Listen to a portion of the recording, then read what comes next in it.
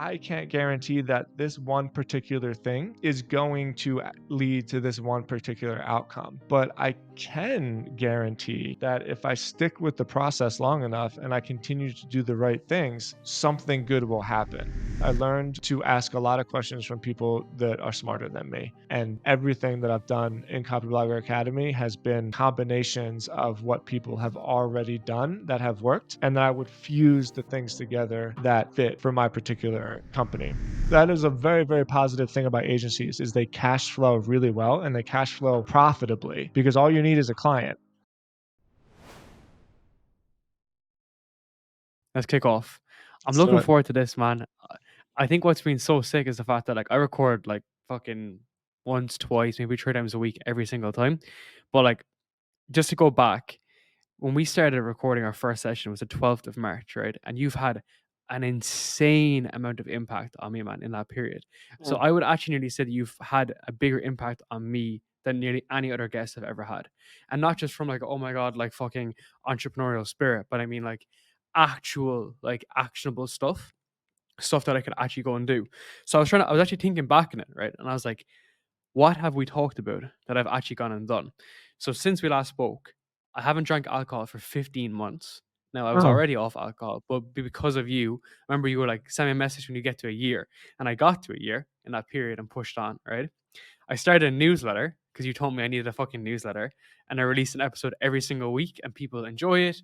Clients look at it, prospects look at it, and it's also good for my just fucking writing. I've grown Voix by 3 times the amount since March.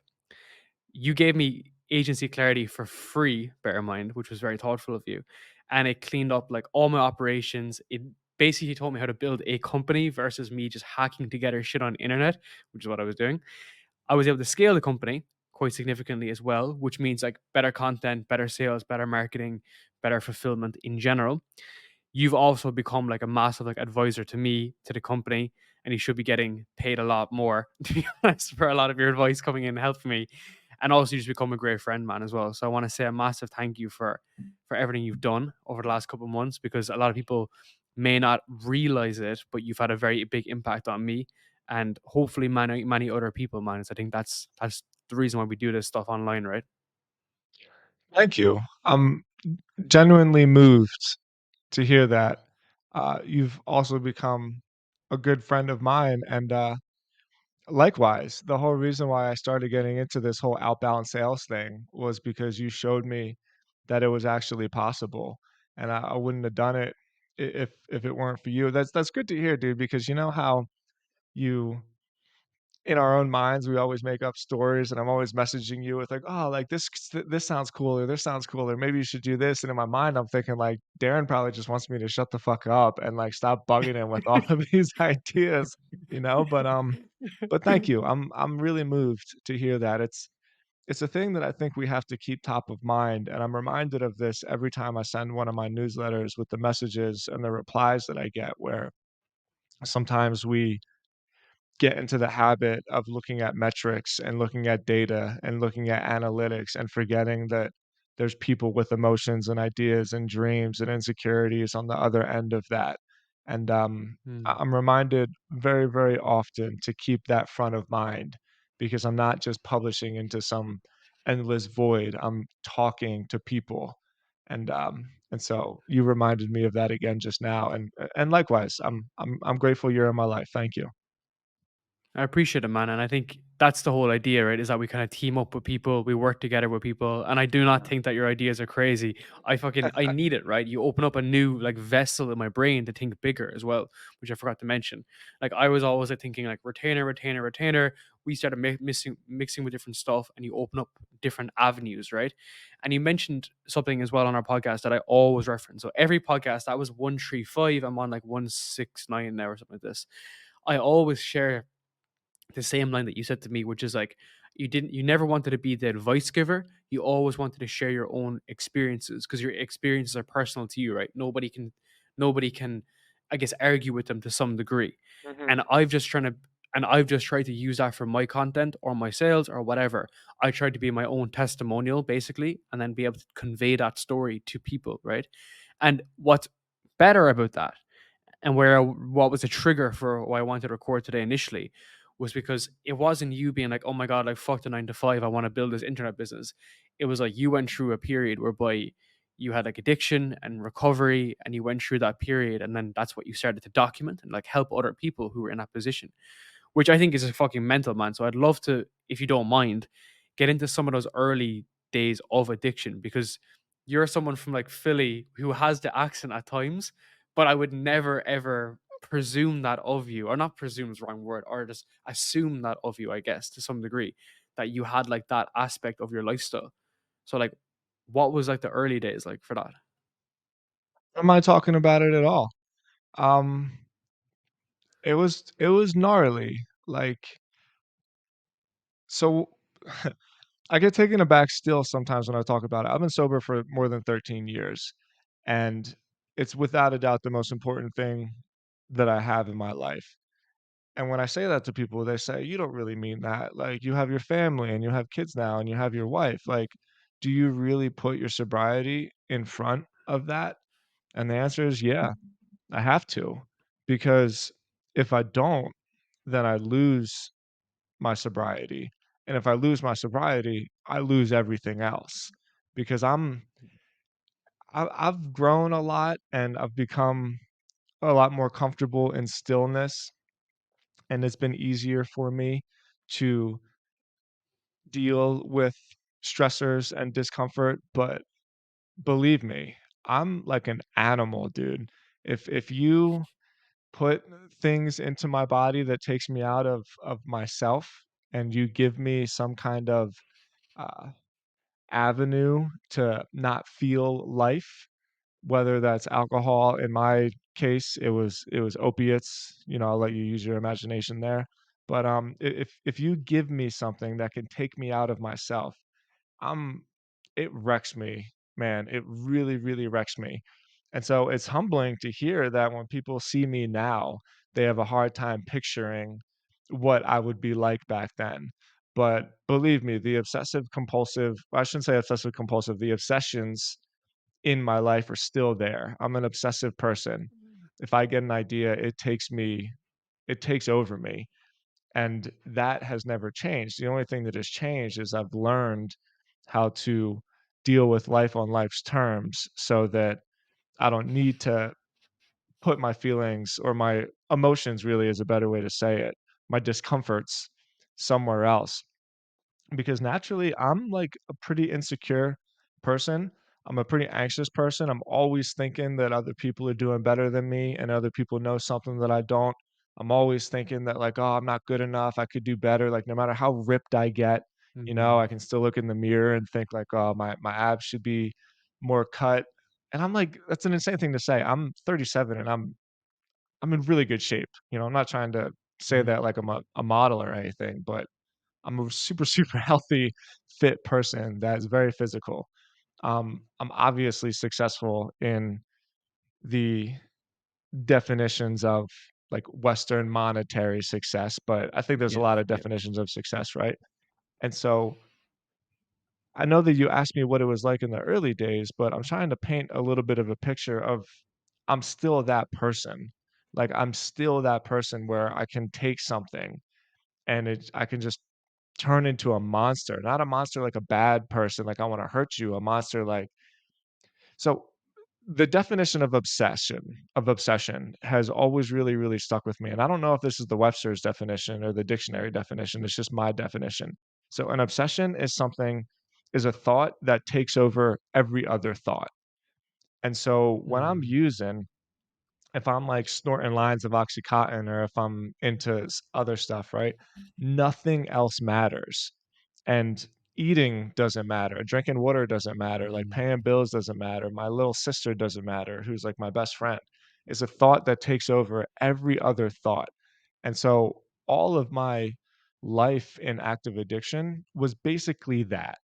That's the best way to describe it. There was nothing else in my life that could kind of budge in front of those obsessive thoughts and those obsessive actions. And man, it was terrible. Like I weigh like 193 now. I weighed like 140. I was super You're like malnourished. 6'2".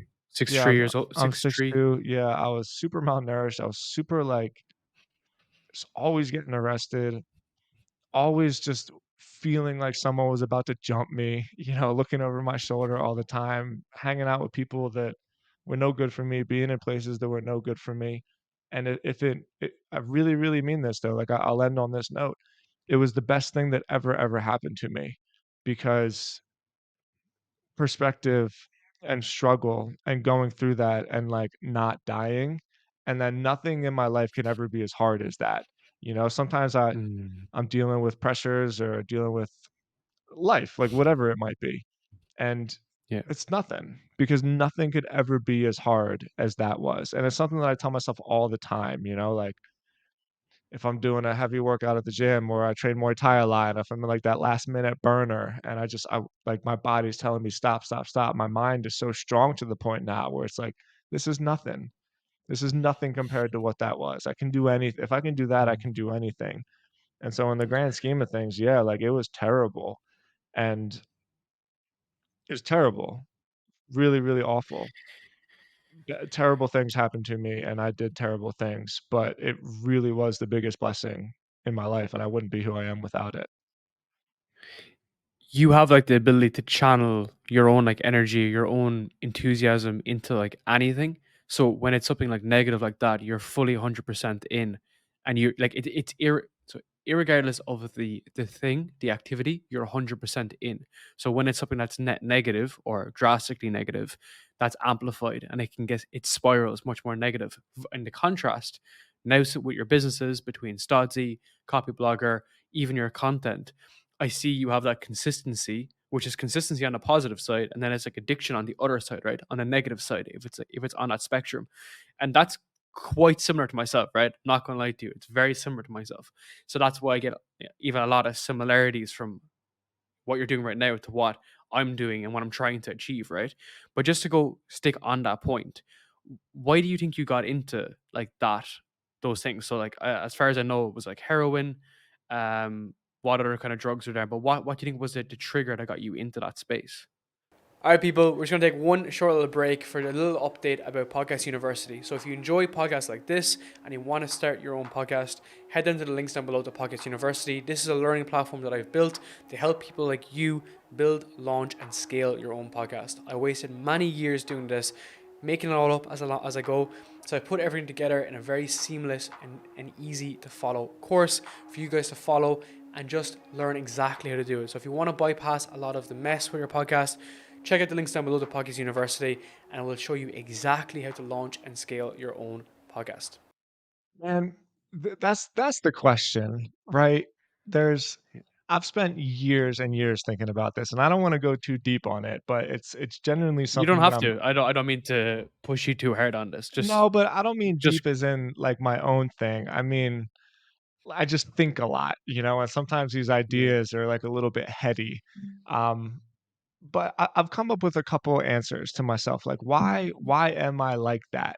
Where I can see other people like, you might be like this, you ever see somebody that doesn't finish a glass of wine at dinner? Like, I'll stare at it and I'll be like, "How?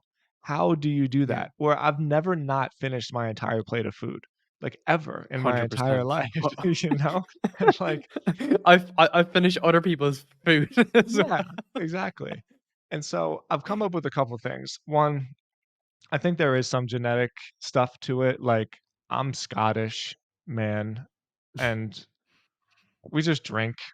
Like, I don't know how else to say Yeah, it. I think there's, like, a genetic predisposition with Scotch in my family, and I see that on both sides of my family, and, like, it's obvious. I'm not unique in my family, where a lot of us have struggled on both sides of my family, and so I think there's some genetic thing there. But, I also really, really think that our modern society makes it a lot easier to fall into these predispositions for two reasons. One, because we don't actually have to struggle that much. And struggle is a prerequisite for happiness in the human condition. And when we don't have, like, problems, and I mean real problems, like survival problems. I don't know if you ever read the book, that was it called? Tribes by Sebastian Junger. Well, it was a fascinating book, and there was this one example that always stuck out to me where, during the Battle of Britain in World War II, when the Germans were bombing the shit out of London, and everybody in London had to basically sleep in the tube in the subway. Well, the suicide rates went down, people showed up for work more regularly, and a lot of people looked back at that time with just that deep, deep, deep shared suffering and community, saying to themselves, "It was, like, one of the best times of my life." And how crazy is that to say? Like, you're sleeping in a subway, the Germans are dropping like, they're carpet Mm, bombing the city, and they all looked back at it thinking, like, "I just had this purpose and this shared camaraderie." And I think the reason why the opiate crisis and the fentanyl crisis, at least in the States, is so out of control right now is because young people don't feel that kind of, like, connectedness. So mm, the opposite of addiction is connection. If you're connected to stuff, you're you're much less likely to fall into isolation because addiction is a very isolative. You're in isolation if you're in active addiction. It's very, very difficult. Like, if you have people around you and they're in a circle around you, you can't fall off the edge, right? People are always pushing you back into the middle. And so that's why, you know, people in martial arts have that inner peace that you see because mm, it's so like camaraderie. Sports were a huge thing for me. When I stopped playing sports is really when, like, my life started getting a little bit out of control, but also, like, just deeper than that. We don't have those real problems anymore that we need each other for. And so, like, my family life was pretty wild growing up. My parents had me when they were very, very young, and it's no fault of their own. As I got older, I actually started to appreciate and respect my parents a lot more for the sacrifice that they made to just, like, raise me and feed me, but the umbrella idea behind, like, why did I turn out that way, I really, really think was because I was in isolation through so much of my mm, growing up. I was in my own head all the time.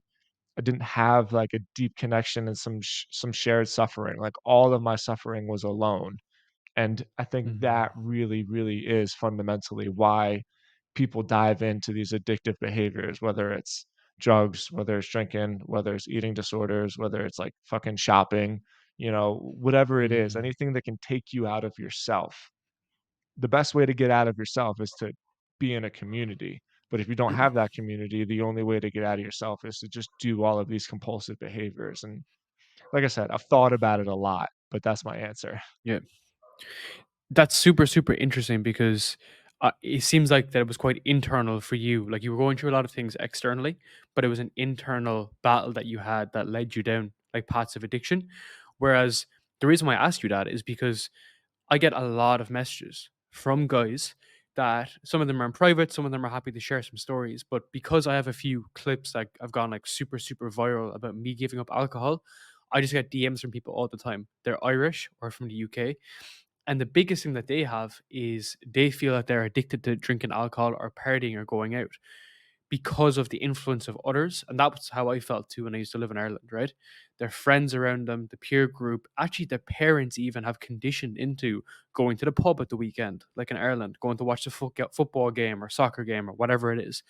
So as a result, they get into that negative loop. Now, of course, it's nowhere near like as severe as opioids or whatever. But to be honest, like a lot of them are saying to me it's alcohol, but I know it's coke, it's pills, it's cat, it's everything, right? Um, so people ask me every single day how to get out of it. Not every day, maybe like every second day. What advice do you have for people who are in that rut and they don't know how they don't know where to go? You need something bigger than yourself. It's the only way it ever works. And that's why a lot of the 12-step fellowships that people go to, that's why they mean so much to people because it's the first time that people actually belong to something that is bigger than themselves. So, when it comes to spirituality, we suffer with it more now than ever because we don't have anything to feel connected to. And so what happens is people start to think that like they know what's going on. and they are like the masters of their own domain, right? Like I am in control of my life. And one of the best analogies I ever heard for that is like, if you think you're so powerful, stand in the ocean and don't move. It's just never going to happen. You're not that powerful. Like you're so the only, and it's not just about power, it's about control. The only thing that you can ever control is your reactions to what happens around you. And that's it. And so we all squeeze so tight to hold on to control of things that we don't have. And the byproduct of that is us trying to like vent this anxiety that we start to feel because we're trying to squeeze so tight to the things that we can't control. And so, what's the antidote to that, right? The antidote is to accept that you don't have control and that you never did. And the only way to do that is to belong to something that is bigger than you. Because if you don't have something that is bigger than you have nothing to give that control over to. And so, some people call it God. Some people go to church and Mm. they go to church and they say like God's going to take care of me. That personally wasn't a good answer for me.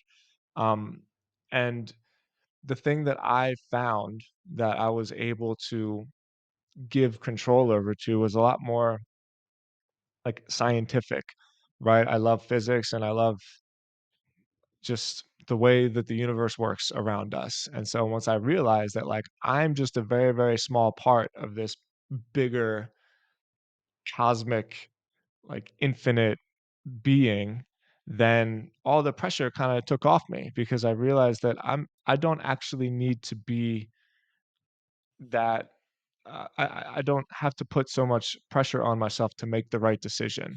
Like all I can do is react to the world around me. And then you have to let the results be what they're going to be. And that's where people get fucked up because they think like, no, no, no, Mm. I want this so bad. Like if I just work hard enough, or if I just do this thing, or if I just figure this thing out, I can get things to be exactly the way that like I envision them to be. But you really can't. Nothing that you plan ever actually happens the way that you planned it, right? Like you just continuously react to the next thing that happened to you and the next thing that happened to you. And so, you know, I'm not a therapist. I definitely don't plan to be one. I don't have the scientific knowledge or the degrees to tell people what addiction is and like what imbalances in their brain chemistry are, but I can absolutely 100% guarantee to anybody that if they are honest with themselves, really, really honest, like no bullshit, look in the mirror, honest. You know the truth when you look in the mirror. And if you're willing to do things that make you uncomfortable, and if you're open-minded enough to take advice and suggestions from people that know better than you, then you'll find your way. You'll find how to let go of that control that you're squeezing so tight on. And once you let go of control, man, I'm telling you, it's so ironic because the only way to get to the places that you want to be is to just accept that you actually can't control it that much. The best analogy I ever heard of this is floating down a river. The river, Mm. the tide is stronger than you, or the current, I should say, on a river. It's gonna get you to the end of the river. And so you can swim against current, you can piss and moan, you can splash. You'd be like, no, no, no, like I can fight my way out of this river. I can create a new path. You can't. You're gonna get where the river is taking you. And so the best thing to Mm. do is just fucking chill. You just like, you just chill. You do what you can when you can, and then you Mhm. leave the results up to whatever that thing is, whether it's God or your higher power or your spirituality or I don't know, make a name up for it. I don't really care. But you're Yeah. gonna get to the end of that river, and the less you fight, the less stressed out you are. And I think you did a great point there to say like you still try your best, right? You put the best foot forward, you go all in on something that you enjoy, you really kind of spark off your own interests. But fundamentally, like everything that happens is outside of your control to some degree, right? It's not like you can control the outcome, you can only just control your input.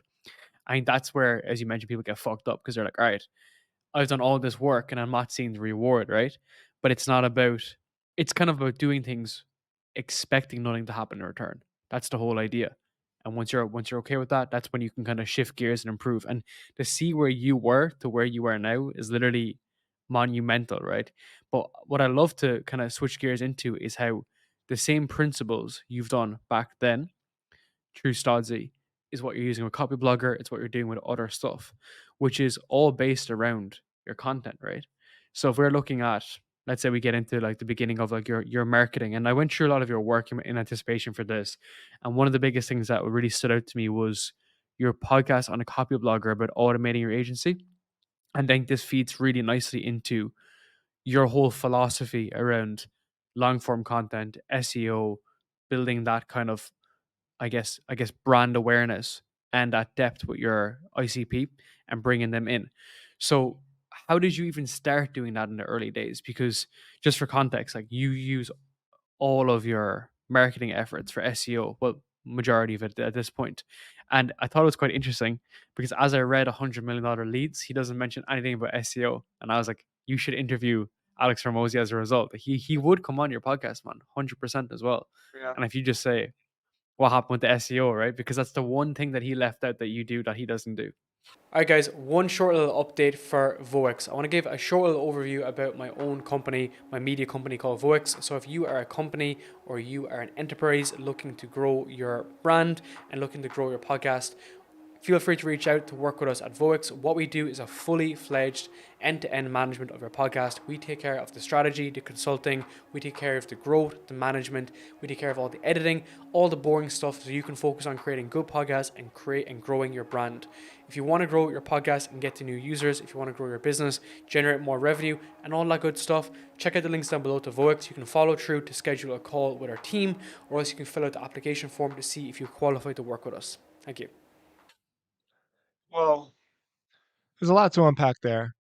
And yeah, I like SEO because, well, I stumbled into it a little bit. I don't know if we talked about this on the last podcast where when I was getting sober, I found this Yeah. interview with Seth Godin, and he said, "Start a blog, Mm. don't tell anybody about it, and write in it every day." And so I almost just kind of stumbled into this idea of words on a page.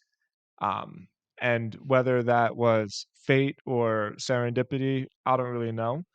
Regardless, it um, aligned with my skill set very well, just because I've always been a Mm. writer. I mean, this is me. I have a pen in my hand right now. I got my notebook right next to me. Like, it's the first thing I do when I wake up in the morning is I write. And so that's always just been a part of my life.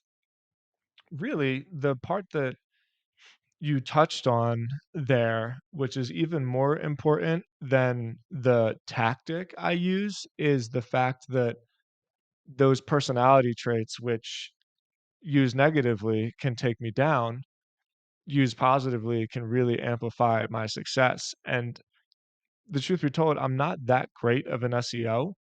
I don't know that much about technical SEO and just the back end stuff about it. But I work on it every day, just for a little bit every day. And it's again, one of those lessons that I've transferred over from my earlier life where you only have what's right in front of you. Like the work that you do today doesn't it, it it's not going to keep you. So lifting today isn't going to get you ripped tomorrow, right? Like there's always the thing that's right in front of you to do. And that's true with my sobriety, that's true with my fitness, that's especially Mm. true with my companies. And so I just do it every day and I just do it consistently.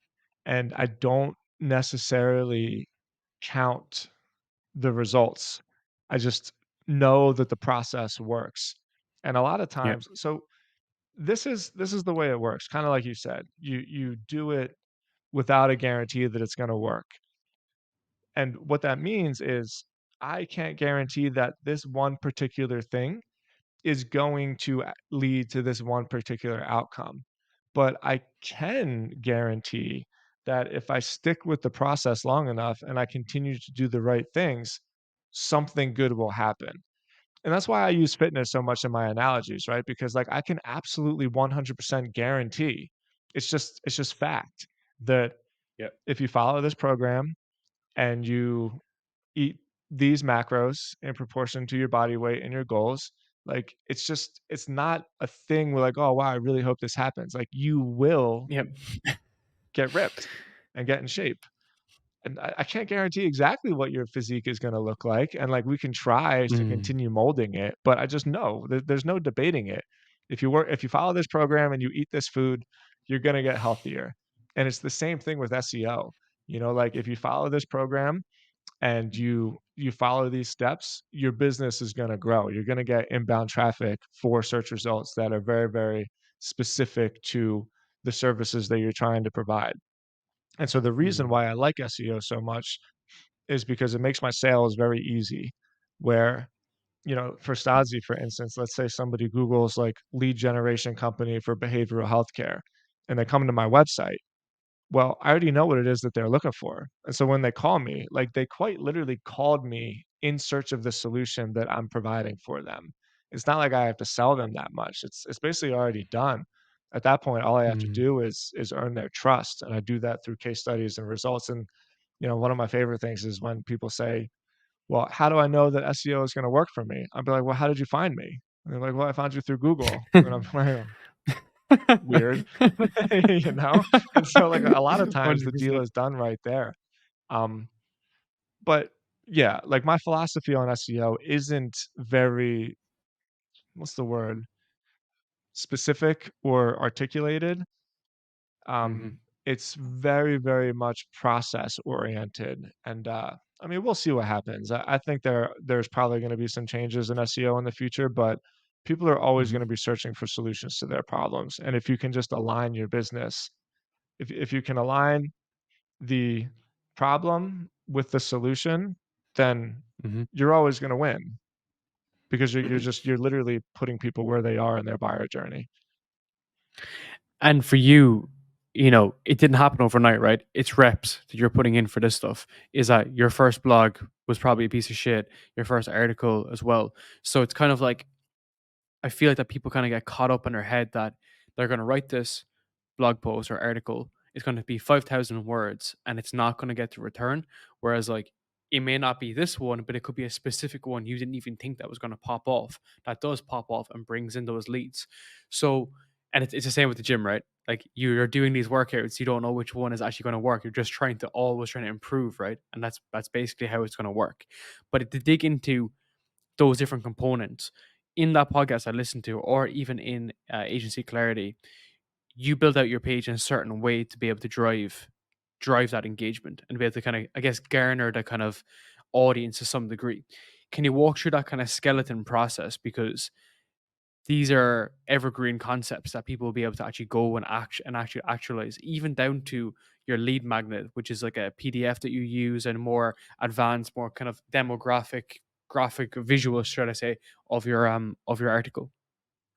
Yeah, so you're talking about site structure, and site structure so SEO is basically 3 things. A lot of dorks like to make it seem like it's some crazy hacker science that, like, only a few people understand. It's not. It's SEO Mhm. is a process, and the reason why most people suck at it is because nobody likes to follow a process. But if you wanna learn SEO, you need to learn 3 things. You need to learn how to write, you need to learn about content, you need to learn about backlinks, and you need to learn about site structure. And site structure out of those 3 is probably the most, underappreciated because you have to understand it costs Google resources to index a page, to, like, crawl a page and figure out what that page is, like, what it's about. And then they have to read the content on the page and and say, like, "This page is solving this problem," basically, because that's the only reason why people go to Google. They have a problem they wanna solve. It might not be a big problem, it's just an answer to a Mm. question. It's a problem they're solving. And so you have to make it as easy as possible for Google to figure out what your site is about. And Mm. the way that you do that is through combining pages through links. And it's a little bit easier if you see a website. So even if you go to stodzyinternetmarketing.com, you'll notice that there's a drop down where it's industries we serve. And these are the cornerstone pages on the website. This is where the majority of my phone calls come from. And this is true on like any site, really, where there's a Pareto principle where 20% of the pages will generate 80% of the results. And then everything else is basically made to support those pages and to help get those pages in front of more people. And so the mistake that a lot of people do, and I shouldn't even say mistake, they just don't know better, is Mhm. they have like one page that's basically services, and they list all their services on one page. And then everything else is just through a blog. And then the blog is like whatever I'm thinking of at this moment. Whereas if you're doing it intentionally, you'll itemize all of your services and you'll make every service a page so that that page has a particular search query. So in your case, if you were doing this on Voix, you would do like short form video marketing, podcast editing, podcast setup. I don't know if you do that, but let's just imagine that you did. And then you would say like podcast monetization, and then those 5 pages become a silo.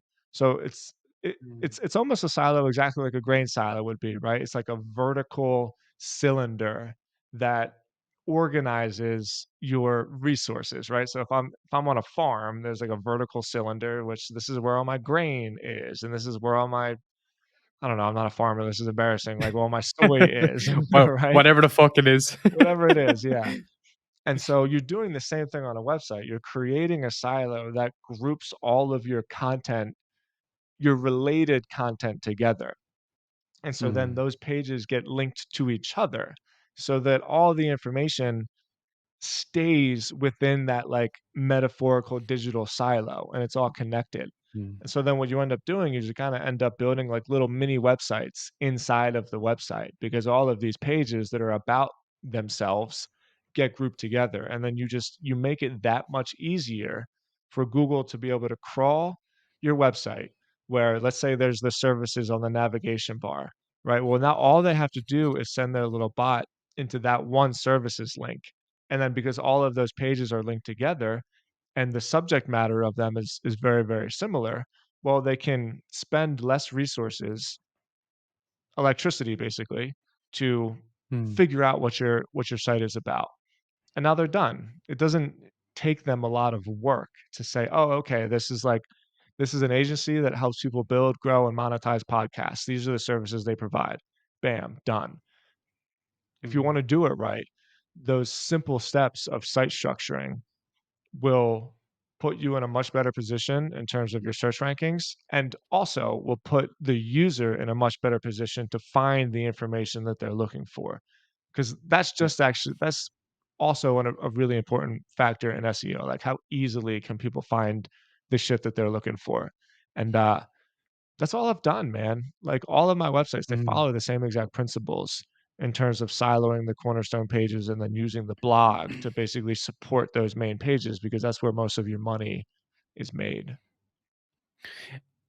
When I was going through Copyblogger, I saw something quite similar. You're using tags, if I'm correct, how you're doing it, or you're maybe assigning it through silos. They look like tags anyway on each article, which I think is pretty awesome because at the end of the day, it's just better UX UI, right? I have a product background.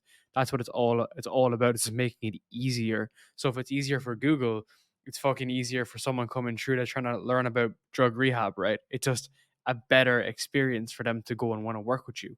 I think the next step up from there is about how you have been able to qualify a lot of these leads coming through. And I think this is kind of where I've got it wrong a bit, a small bit, because I do have like lead magnets and I do have all this kind of stuff, and we do get a lot of interest.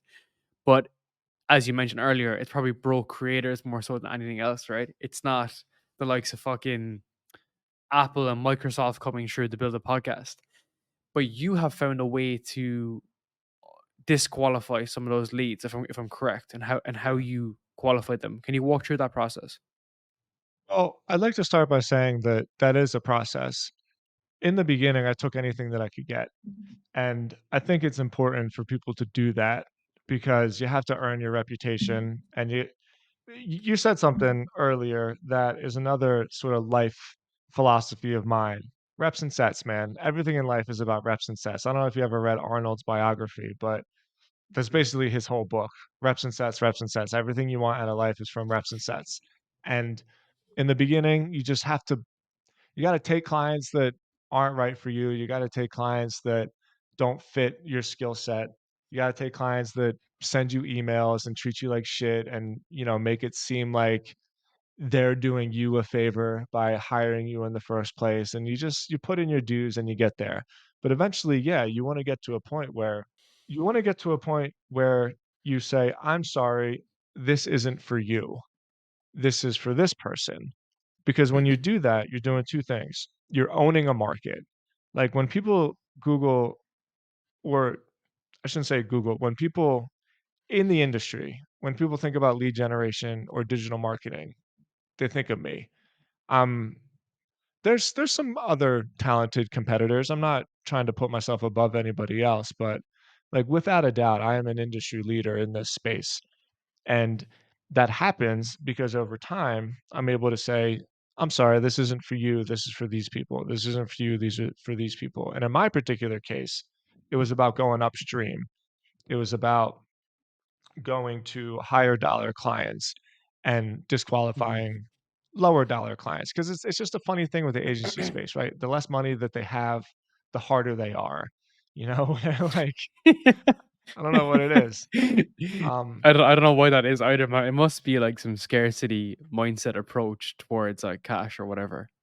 yeah, and it's like a money versus time thing, where just wealthy people respect their time more than money, and they're perfectly willing to use money to buy their time back and get a result that they wouldn't be able to get in themselves. And I also think it's like it's a trust thing, where in order to get to the point where you can charge more, you had to have gotten to the point where you can charge more, right? And, like, if you can do Mm, that, then you're more willing, or you're more able to handle bigger budgets. Technically, what does that look like? Well, let me get deep here. Like, I'll get into the dirt a bit. When it comes to email collection, I'll take any email as long as it's in the space. So, media doesn't necessarily have to weed people out. So your newsletter, for instance, your newsletter mm, doesn't have to tailor towards people that you could see as clients, because you never know. Like, maybe one day you can sell ads on your newsletter, or maybe that person knows somebody else to say, "Hey, I read this newsletter. You should call this person." And that's totally valuable. And also, it's fun. Like, I love newsletters. They're my favorite thing to do. It's just fun to write and to send that stuff out. And so my email collection is not discriminatory at all. If you wanna follow the mhm, newsletter, sign up. I'll treat you as best as I possibly can.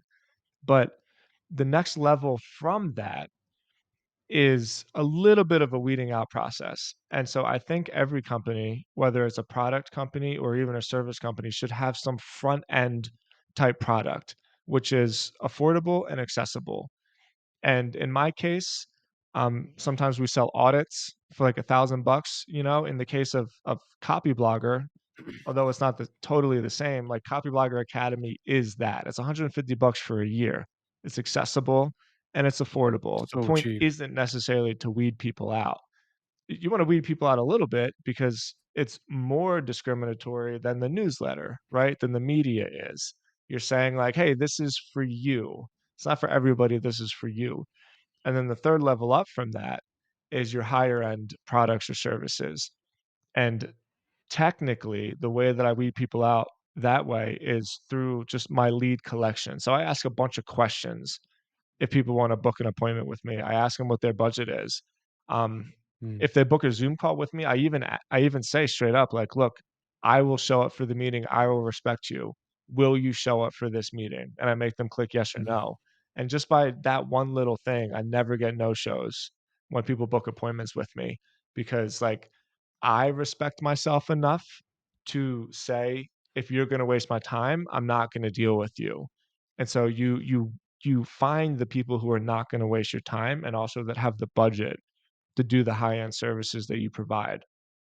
So that was like, you know, kinda Gary Vee style, like clouds and dirt, right? Like, the clouds is following that process. You got front end media, which is free and for everybody within, like, a niche, I guess you could say.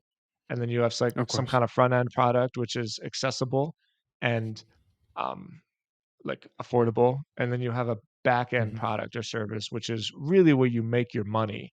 But without those 2, the qualification and the reputation that you have to really sell people on those high end products wouldn't be there. So all 3 steps are mhm. important. And again, it's just over time that you get to that level, right? Because I imagine your offer in the beginning did not have the same bells and whistles that you have right now, and being able to disseminate and separate leads and qualify them. So I think that's where a lot of people run into trouble. I think it's a bit more of an issue when it's inbound for me versus outbound, as Hormozy says, again, I'm quoting for everything I do, is that like you control who you want to outreach to, right? And this is why I guess I've had success with outreach, because I'm able to immediately find my ideal customer versus on the inbound opportunity, like my calendar is like booked, not out, but like I would have like, let's say 7 or 8 meetings a week and I wouldn't have a control of that. So it's kind of like having those different parameters in place to say, all right, okay, this is kind of it. You made a good point about the follow-ups beforehand.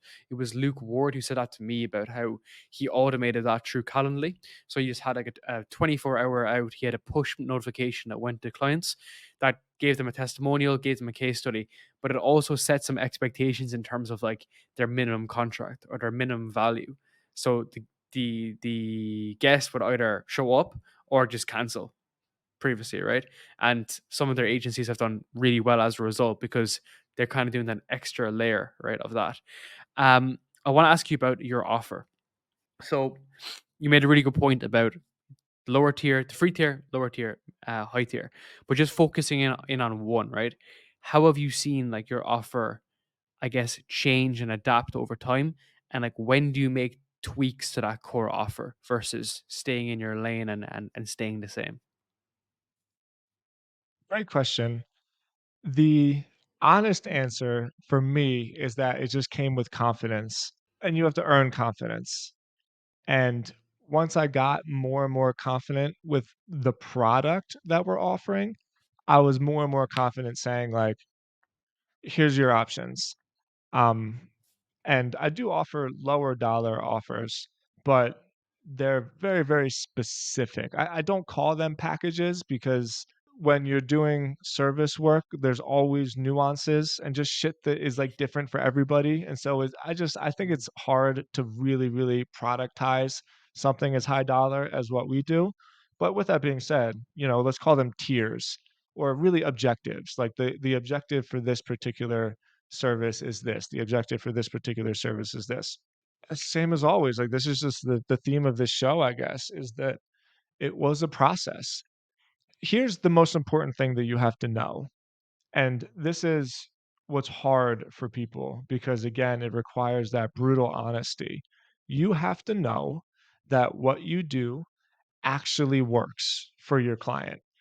And the way that we did this is in the beginning, we offered everything. It was local SEO, like directory management. So in the behavioral healthcare space, there's a lot of directories and you can submit your business to all of these directories and then like how you track those phone numbers and stuff like that.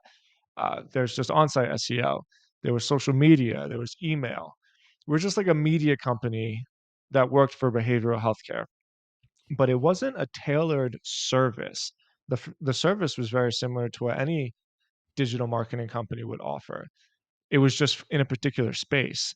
But when it got when we really started, like, doing well was when we just got honest with the fact that every SEO company in the world is sending reports and charts of metrics that don't actually matter.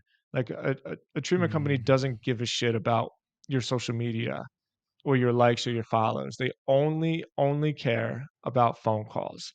So if I'm a treatment center and I hire an agency, the only thing that I care about is how many people called my treatment center looking for help, looking for services. mm, And it's hard, man, because when you really, really get honest with yourself about what it is that you're providing, you see clear as day when you fail. And it's so easy to mm, create reports and use data to tell stories about things that are going well.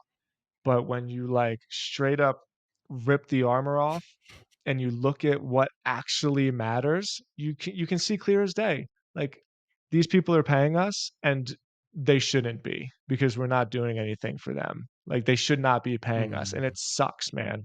It was like a real turning point in my company and it was a real raw deep point in my life where at that point I'd spent like 4 or 5 years building this company, and I was at the point emotionally and just knowing myself that I was able to really look at it and be like, "This is the truth, and this hurts, but I have to look at it."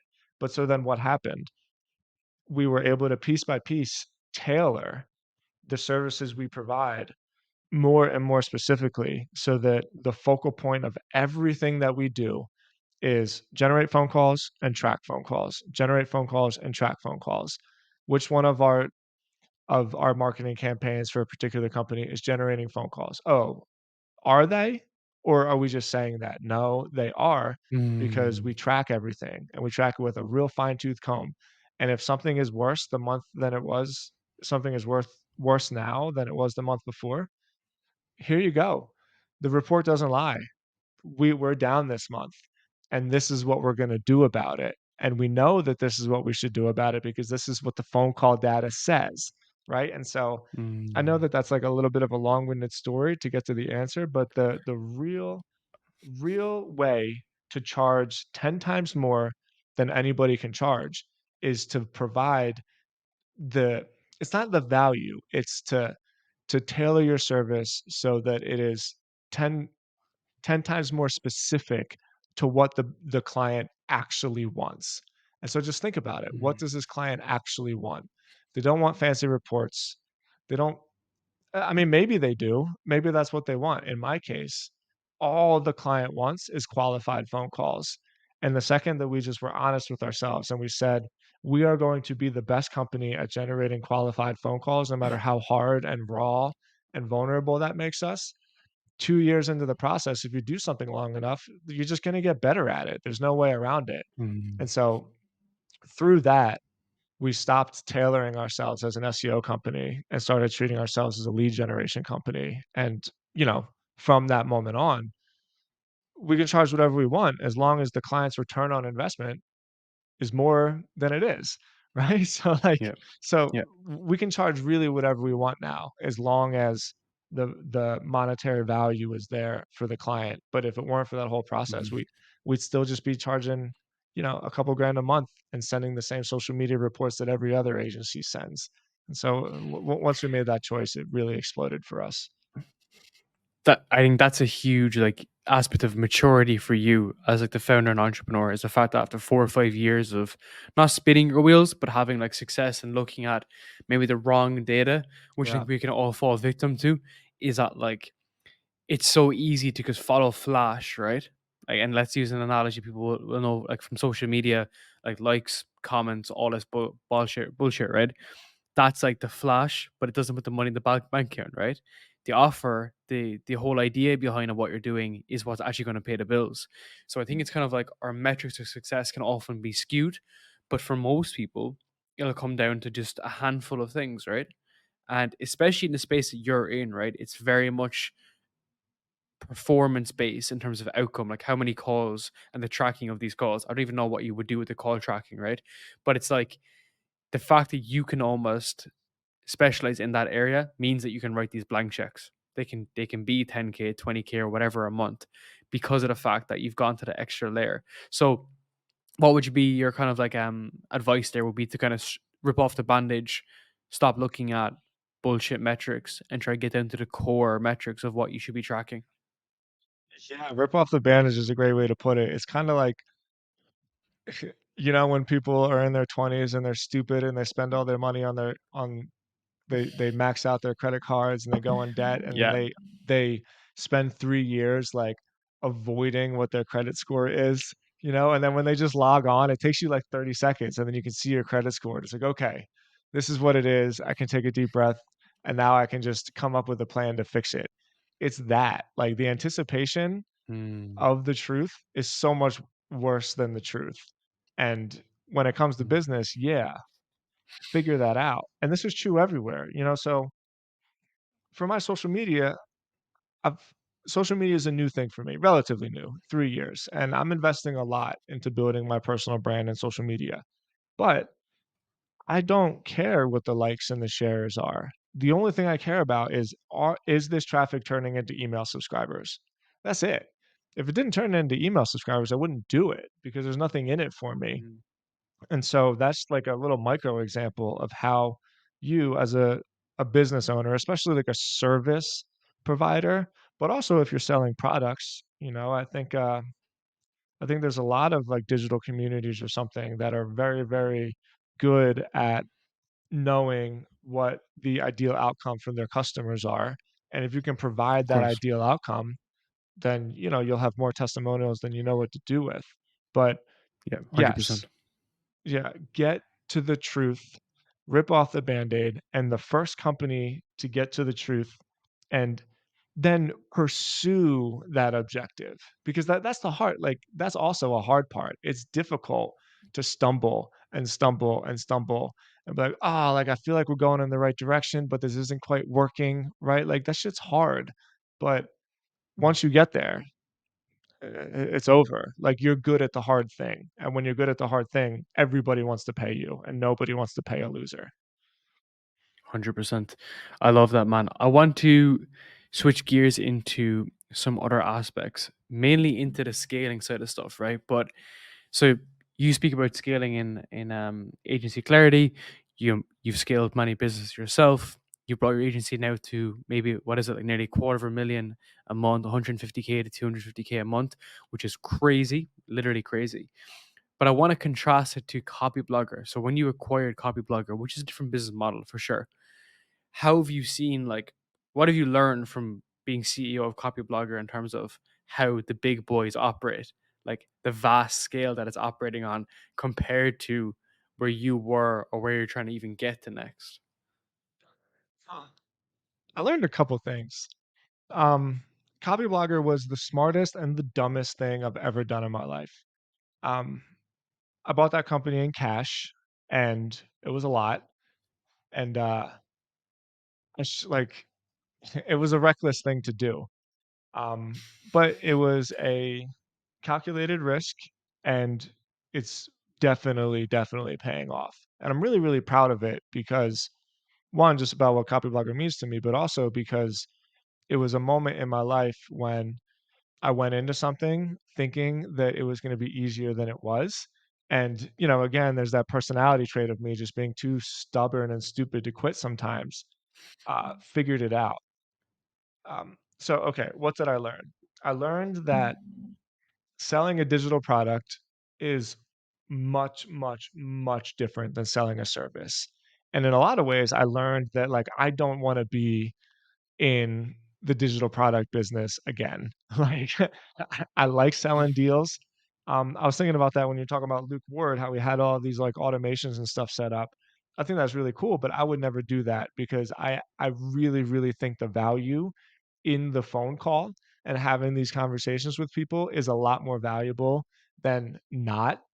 So like, yeah, I'm gonna weed people out like we talked about, but I also want opportunities to talk to people just because you never know what's going to happen. And when you're selling digital products, everything is surface level. Everything is copy and benefits and features and offers and the value of the product. There's not a lot of flexibility there to build relationships and to brainstorm and find nuances. Mm. And it's been hard, man, like really hard. So specific lessons. Here's what I learned.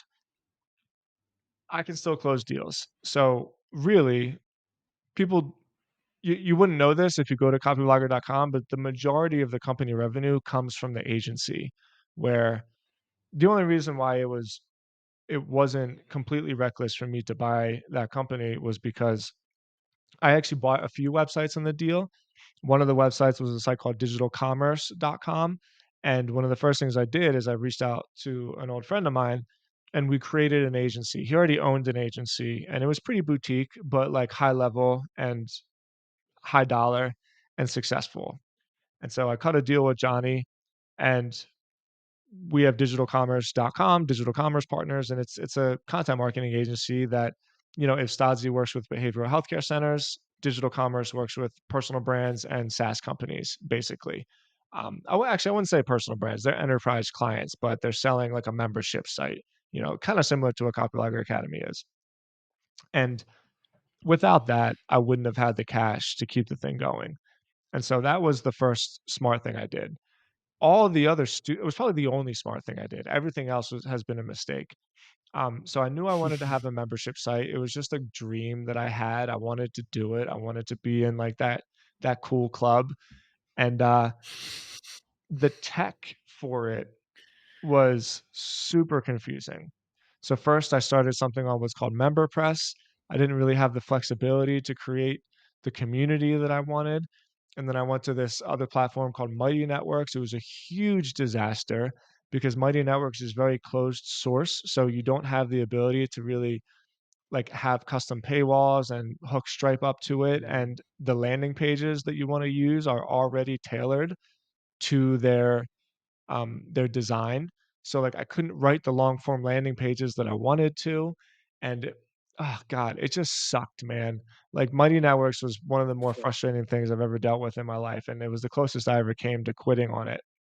Because then what happens is like it's not like you can just transfer it to a different program because payment data is encrypted, right? So every customer that I got on Mighty Networks, I would have to keep Mighty Networks open because I needed the Mighty Networks payment processor because I couldn't just take their credit card information and put it into a new one, right? Uh, Mm. so like every time I made a change, I was embarrassed. I had to tell everybody like, "Hey, I'm signing up to something different. You're still going to be paying your bill over here, but like sign up for this thing and you can sign up for free." And it was just a complete disaster. And so finally, after about 2.5 years, I landed on a platform called Circle. I'd recommend it to Mm. anybody. It's really, really changed the game. Okay, great. So now I figured out how to just even do step 1, which is to have, like, a platform that works, you know? Like, I'm not even Yeah. improving the product now. I'm just having infrastructure that works. And, what did I learn about digital products? I learned to ask a lot of questions from people that are smarter than me. And everything that I've done in Copyblogger Academy has been combinations of what people have already done that have worked, and then I would fuse the things together that fit for my particular company. And then, Mm. lastly, I learned that newsletters are still super valuable. So in that same model that I told you about before, Copyblogger follows the same thing. There's the Mm. newsletter, which I sell sponsorships on, which does really, really well. And then there's the academy, which is monthly recurring revenue, and that does pretty good. And then there's the agency itself, which, because Copyblogger has so much traffic, we were able to close a bunch of deals pretty quickly. And we got to over 1 million a year within like the first 6 months. And um, What? so that's all come together really well. But man, I'm telling you, I thought I was good at this until I started doing Copyblogger, and then I learned that Mm. I'm figuring it out as I go along, just like everybody else, and it's been like a humbling and rewarding experience for me. Man, every day is day one, right? You're going again Yeah. day one. It's just it's interesting you didn't experiment with something like school, maybe? Would that have been helpful No, for you? no, I never went No? to school. No, school as in school the platforms Oh, the Sam platform. Ovens. I read about it. That seems pretty cool, but the same thing really. What Circle does, which is really really important in my opinion, Yeah. is they don't have anything for landing pages, but they do have like a Stripe API. So you can create the paywalls in Circle, but then the Mhm. landing pages you can customize. So all of my landing pages are on copybloggeracademy.com. And then I have like my Okay. different offers depending on what level you're buying. And then if you click the Mm. buy now button, all it does is take you to Stripe. And so it has a lot of Mm. flexibility in that way where I can do anything I want with it. Whereas school, it's like SKOOL, right? It's that Yeah. consulting.com dude made it. Um, there Sam Ovens. still is like some closed source stuff there in terms of making the payment options as customizable as possible that I Okay. just didn't like. Because I'm a Yeah. copywriter guy, right? So if I can't create different offers and meet people in their buying journey where they are, then I'm limiting myself to saying like there's one thing and one thing only, and I didn't want to do that. So I think Circle is the best. They're valuable lessons, man, because I think the biggest thing people run into in the online space is they're like, oh, I got some success from like a service business. I'm just gonna hop in and build a community page, or I'm gonna build a shitload of digital products. But they're completely different, right? So it's kind of like you wanna own one domain and go fully into it versus even considering something else. Like you've been building your service business for over a decade before thinking of the next thing, right? The next thing being from there. How do you manage the two? Like how do you mentally even put time into it, right? Because that's what I'm so impressed by you with, because like one business is enough, but the fact you're doing multiple is actually like crazy. It's not that hard. Um, I think this is like a skill that I recognized early and I developed within myself. People talk about leverage, and leverage is like this big buzzword that Naval made really popular. And in Naval's How to Get Rich tweet storm and his podcast, which I thought was really excellent, he says that labor is the least valuable form of leverage, but it's the one that we all think about the most because for the vast majority of human history, there was no computers. And so the best way for you to build a big company and also to like show your status was to have a lot of people working for you. And Yeah. and I made the mistake after I heard that to say like, yeah, he's right. Like the most valuable form of leverage I can have is an audience, is media. And I think that's true to an extent, but we're actually talking about different games here. And and I have then come to realize that labor is by far the most valuable form of leverage. And I've even started to refrain from the word labor and just call it a team. Like your Mhm. team is the most valuable thing that you have. There's no question about it. If you don't have a good team, then you're nothing. You're 100%. limited to the small-minded monkey brain that's inside your head. Whereas if you have a Mhm. team, you have like a hive. And it's not as though like 5 people equals 5 people. It's like 5 people equals 5 people times the amount Yeah. of different ideas that they can bring together. So it's like a 1 plus 1 equals 10 type thing. And and my process is always the same.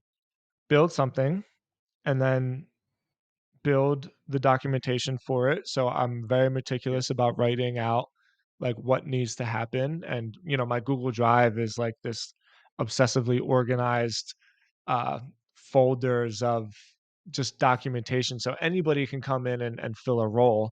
I'm grateful that I have hardly any churn on my team. We all work together and I think everybody enjoys working for me as a leader.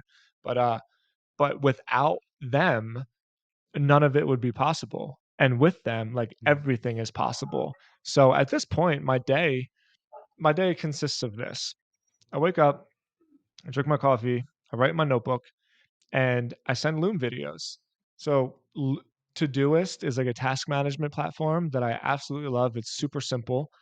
And I analyze what happened the day before.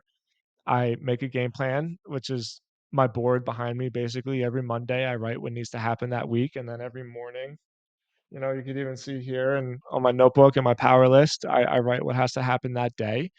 And then I just break things down step by step. And then I record Loom videos. And then I send those Loom videos as instructional videos to whoever's in charge of doing that thing.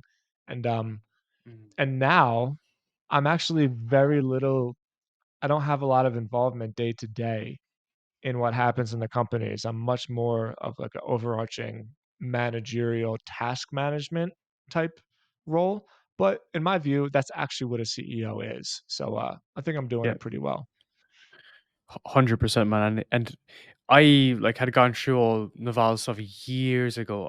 I was in university, so it was probably like 5 years ago, and I hadn't really kind of touched back onto it until I went through your program.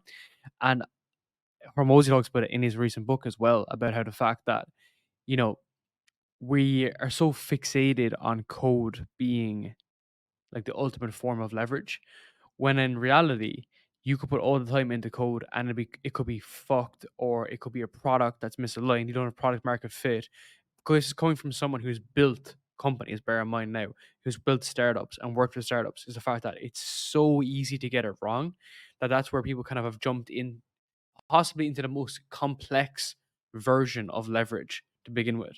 And the first thing is having A star players, right? Just the best possible players in your fucking Yeah. team, which is what I've learned from you, right? And you were able to educate me on this, documenting the process, helping other people.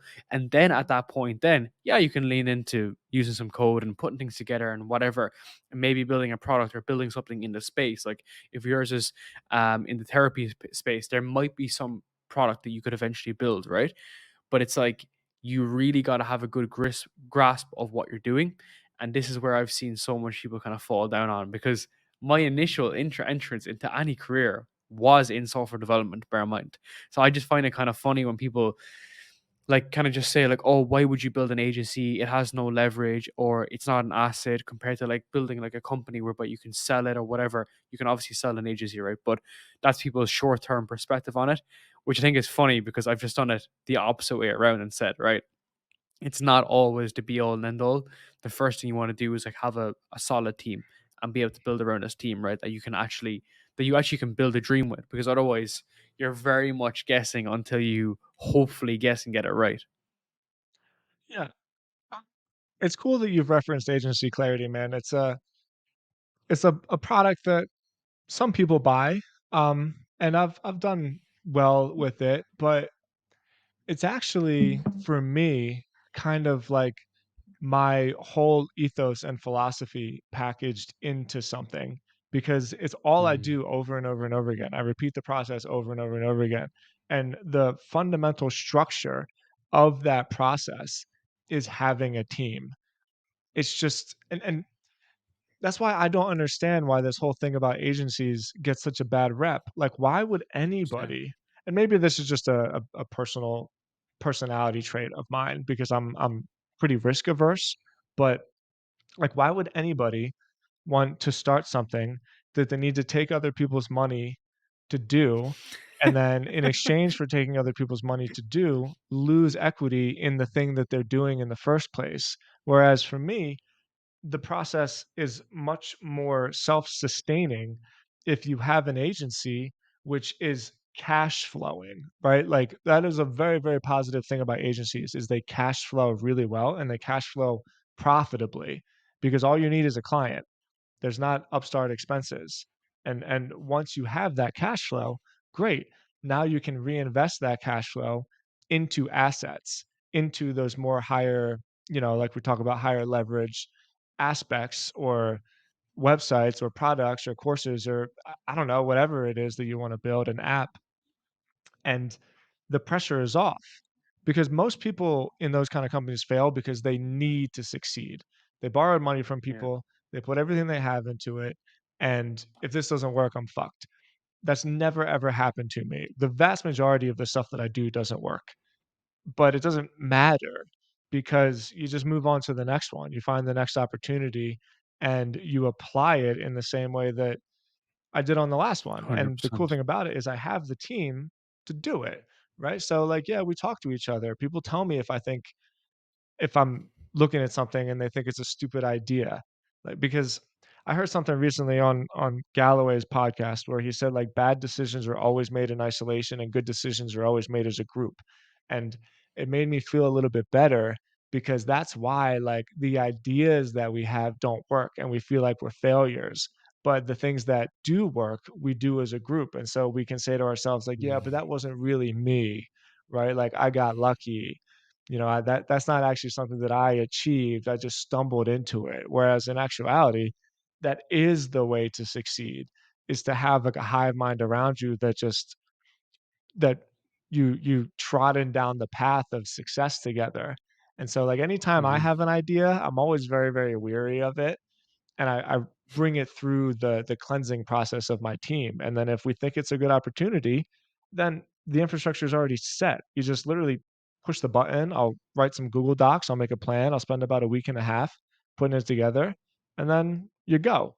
And Off like you at go. this point, I think I have like 10 or so cash flow positive assets, and none of it works without the agency. The agency is like that spoke in the or the linchpin in the wheel, and all the Yeah. spokes go off of it. And yeah, I don't know. I think everyone else is crazy, but people have called me arrogant my entire life, right? But I really do. I think everyone else is playing a really, really stupid game.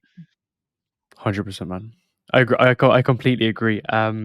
Like, just for context, man, I've been with some companies that have raised like 40, 50 million and have been on the front page of like Forbes, and then then 6 months later, every employee is gone and the company's gone down. Like, I've physically known these people, so it's just crazy to see that, thinking that that's the only way you can do it. It's like we often appraise the wrong tendencies, right? Which is like partying, going out, social media, raising loads of capital, all this. And now you can still make a great company. To make the best companies, you do need a lot of cash, and we need those crazy people.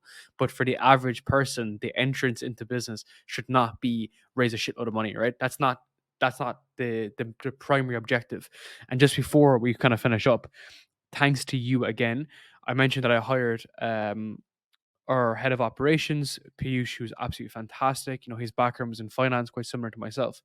And to your point there about validating ideas, my interview with him involved me getting on the call, and I told him the problem that we're having. And 7 minutes into the call, he goes, "Yeah, if you just did it like this and then did this, you would never have those issues ever again." And I was like, huh. So I was like, for the past 3 years, I've been doing it this way. He was like, "Yeah, if you just did these two things that way, you could never have this problem again." And I was like, yeah, all right. Let's move ahead. And that was Yeah. during the interview, Bearman. I was trying to explain contextually what we have problems with. And he was like, "Yeah, this is how you do it." And I was like, I left that conversation being like, what the fuck, right? Like I had these limiting beliefs that it was me that had like this podcast expertise, where it was like, no, I just had skin in the game and time in the game, but I wasn't necessarily more talented than someone who genuinely is incredibly intelligent, right? He just looks at a situation operationally and is like, that's fucked, let me fix it. Yep. So I think it's just funny how we come into these ideas with limiting beliefs, and then we're able to disprove them by actually just meeting the right people along the way, whether it's co-founders or employees or whatever it is. Before we finish up, the last thing I want to ask you on, I actually have so much more to go through, but I don't want to keep you forever. We'll do a third podcast one of these days. But before we Nice. finish up, I want to ask you about selling an agency, right? Because whenever I listen to podcasts, even my first million, he called out Neil Patel heavily on it. He was like, "Oh, like agencies, like you can't sell them. They're like, they're shit businesses, whatever." But you mentioned something interesting to me recently about a company called Barney's or some shit. Like, what's the process for selling an agency? I don't know. And I'm anxious to find out. So I don't know if you've ever read Built to Sell. If you haven't, I recommend that you do. It was it was it was kind of like a document fiction. It's this new style of how people are writing books these days, where they're not just telling you information, they're putting it together in like a fictional story. And it was about this guy that tried to sell his agency. He was creating logos, and it was like the step by step process of how he needed to remove himself from the day to day, so that when he did sell, he wasn't on the hook for an earn out. And this book was really, really good. It was very simple. It was almost told in like a kid's story kind of way, like anybody could read it and digest the Weird. information. But here's what I will tell you that I do know. The reason why selling an agency is difficult is, and I learned this from Barney's, by the way. I'm not advocating for them at all. They're just the only company that I've talked to in regards to brokering my agency if and when I do decide to sell it. Uh, a lot of companies that buy agencies are agencies that gobble up other agencies that have an ownership in a particular space, right? And so they're not actually buying the revenue, they're buying the skill set. And so with that skill set, a lot of times comes like the conductor, comes me, so to speak. And that's why agencies get stuck on an earnout, because without the person running the show, the agency is kind of worthless, because the skill set that the bigger agency is buying doesn't actually mean much. Like they're better off just dissolving all of the people in the company and absorbing the revenue and applying it into their own system. And so all of that is to say that when I do sell my agency, I am fully aware that it's not going to be some 1000x multiple. like a SaaS company, right? Like there is another side to this agency stuff where the multiples aren't the same. The likelihood of success is a lot higher, but the lottery ticket isn't going to cash you out in the same way. And like I get that. So I'm aware that the multiple will probably be three, like a 3x multiple, which I'm still pretty fine with. But more than anything, I am completely aware that if I want to be in a place where I can actually just brush off my hands with it and be like, okay, that was great, and now that's done, and not get hooked on to some like 2-year earnout, which kind of takes the whole value, the fiscal value of the sale away in the first place, then I need to be completely removed from the process. The agency needs to work without me. Um, and I'm pretty close. Like it doesn't make sense for me to fully disconnect myself yet, just because I'm the best closer and I like closing the deals, right? Like it makes me happy. It's a lot of fun. When I get contracts signed, I feel like I get this like huge rush of adrenaline. It's really my favorite thing. But but when that happens and when we start having those conversations, I am absolutely 100% ruthlessly going to cut myself out of every possible scenario so that I can be at the point where I have the negotiating power. And if somebody says, "Well, we need you involved," I'm just gonna say, "No," because I'm basically getting cash without any work right now anyway. So, like, why would I sell you something that I have to work for you when I'm not even working right now, right? So, like, that's my plan in my head. I'll let you know how it goes when it happens. It all might be like a huge crock of shit, but I don't think it's gonna be. I think I have a super, super valuable asset, and if I get to the point where it's really self-sustaining, I think I could sell it pretty quick. Of course, man. And you're putting the pillars in place, right?